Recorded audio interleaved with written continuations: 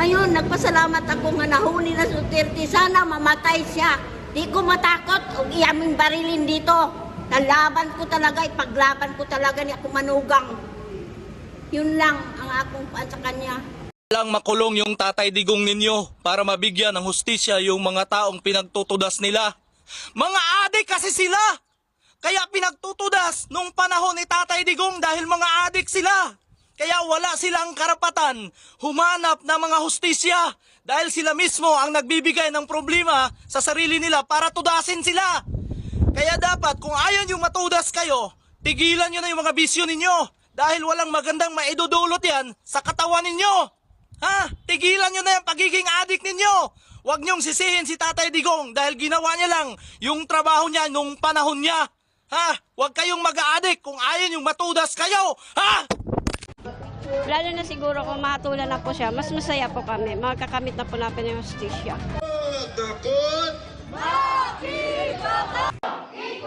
Ikulong! Ikulong! Naalala ko yung mga paghihirap na pinagdaanan ko. Pag sinasabi po na siya yung biktima, nagpupuyos po sa galit yung nararamdaman namin dahil kami yung totoong nakaranas ng karahasan. Hanggang sa makulong siya, hindi po kami titigil. Na si Duterte lang po yung mananagot. Dapat po lahat po ng mga kasangkot po ni Duterte. Buti po si Duterte, may due process. Yung mga anak ko na pinas lang, yung anak ko, wala pong due process. Umiiyak po ako dahil masaya dahil nahuli na nga si Duterte. Napakaswerte niya po dahil siya ay binigyan ng karapatan upang ipagtanggol ang kanyang sarili. Ngunit sa amin pong mga mahihirap na mga biktima, wala pong binigay na ganong karapatan. Huwag ka na mag-inarte, Pangulo, kasi lahat ng pinatay mo, hindi na mabubuhay, hindi na maibibigay ng magandang kinabukasan ng kanilang mga anak na iniwan nila. Kung ano man yung nararanasan mo ngayon na hirap na sinasabi ng mga anak mo, naranasan din namin yan. Mas higit. Sa ngayon ito, kailangan ng kaluluwa mo na magbago. Kailangan na huwag ka nang magpanggap na hindi ka gumawa ng kasalanan. Ang laki ng kasalanan mo. Hindi lang sa tao, kundi sa Panginoong Diyos. Ang nanay mo ay isang kilalang Catholic lay leader sa Davao, malapit sa mga Iswita.